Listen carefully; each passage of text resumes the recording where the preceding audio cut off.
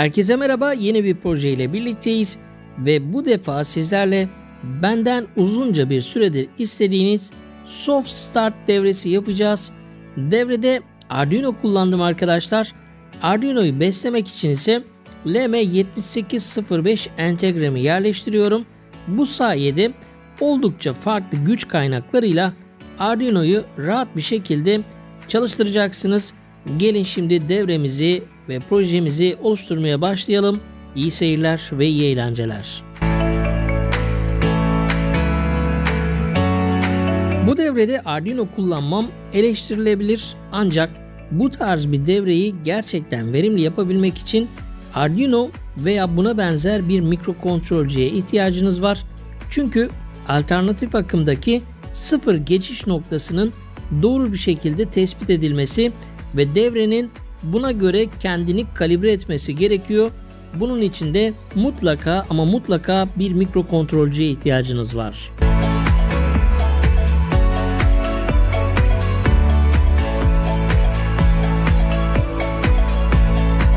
Arduino'yu alternatif akımdan izole etmek için bir triac sürücü ve bir optikoplör kullanıyorum. Ayrıca çıkış için BT136'dan BT139'a kadar olan triac'ları kullanabilirsiniz ve bir de triac sürücüm var arkadaşlar.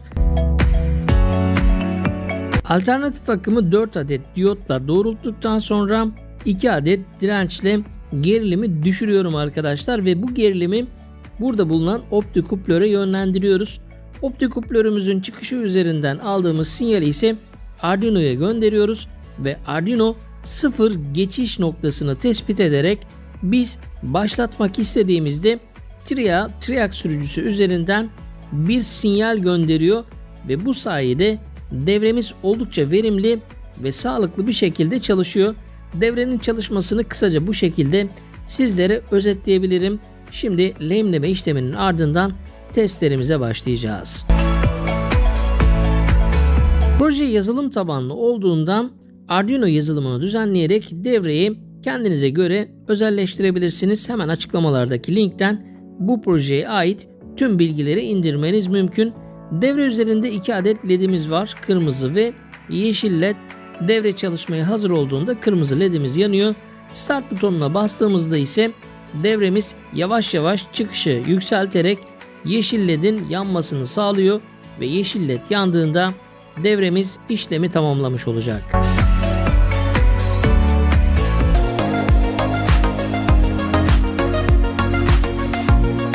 Sırada voltaj regülatörümüz ve triacımızın soğutucularının montajlanma aşaması var.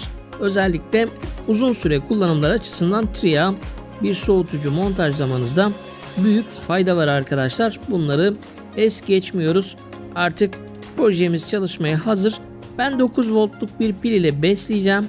Ancak siz isterseniz harici bir güç kaynağı üzerinden, yani 7 volttan alın da 30 volta kadar olan bütün güç kaynaklarıyla artı ve eksiye dikkat ederek devreyi besleyebilir ve kullanabilirsiniz. 7805 sayesinde oldukça geniş bir skalada devremiz çalışıyor. Sırada 220 voltluk güç bağlantılarımız var.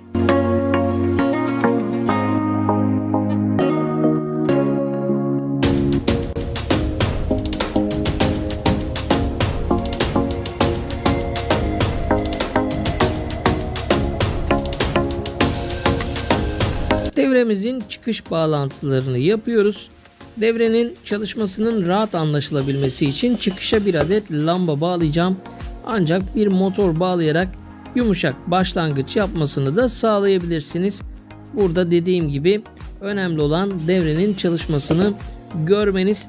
Gerekli bağlantıları oluşturduktan sonra 100 wattlık 220 voltluk lambamı hemen duyuma yerleştiriyorum ve ardından test aşamasıyla karşınızdayız.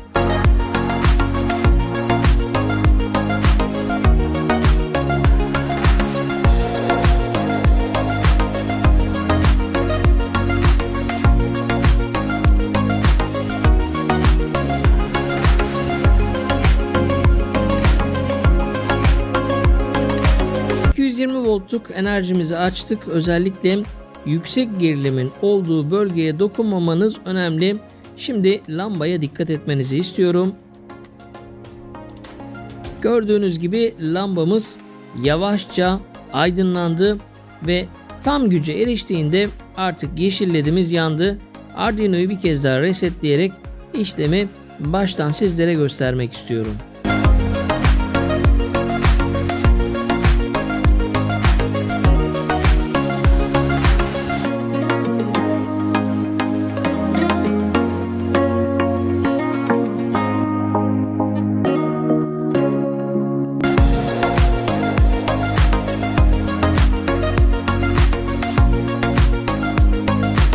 Projeye ait Gerber dosyası, devre şeması ve Arduino yazılımını hemen videonun açıklamalar kısmında bulunan linkten indirerek kendi projelerinizi hazırlayabilir ve PCB'lerinizi sipariş edebilirsiniz.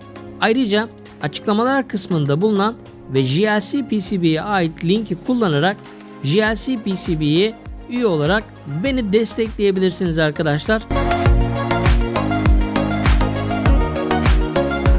Bir sonraki videomuz ve projemizde görüşünceye değin hoşça kalın arkadaşlar.